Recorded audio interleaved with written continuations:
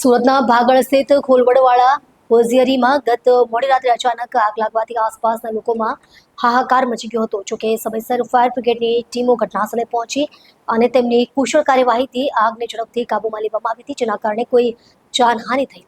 Fire અધિકારી પાસેથી જાણવા મળ્યું છે કે રાત્રે લગભગ 11:30 કલાકના અરસામાં ભાગળ સ્થિત ખોલવડવાળા હોઝિયરીમાં અચાનક આગ ફાટી નીકળી હતી. બંધ દુકાનમાં આગ લાગતા ધુમાડો આકાશ સુધી પહોંચવા લાગ્યો. આગ જોતા જ સ્થાનિક લોકોએ ફાયર બ્રિગેડને મદદ માટે ફોન કર્યા હતા. ફાયર બ્રિગેડની 3 ગાડીઓ ઘટનાસ્થળે તાત્કાલિક પહોંચી ફાયરમેનોએ આગને ચારે બાજુથી પાણીના ફવારાથી ઘેરો ઘાલીને તેને ફેલાતી અટકાવી અને થોડા સમયમાં જ આગને નિયંત્રણમાં લઈ લીધી. આગ દરમિયાન દુકાનમાં રહેલો માલ સળગીને ખાક થઈ ગયો હતો. આગ નિયંત્રણમાં આવી જતાં લોકોએ રાહતનો શ્વાસ લીધો હતો. આગ લાગવાનું કારણ હજુ સ્પષ્ટ થયું નથી, પરંતુ વીજ શોર્ટ સર્કિટ જેવું કંઈક હોવાનું અનુમાન લગાવવામાં આવ્યું છે.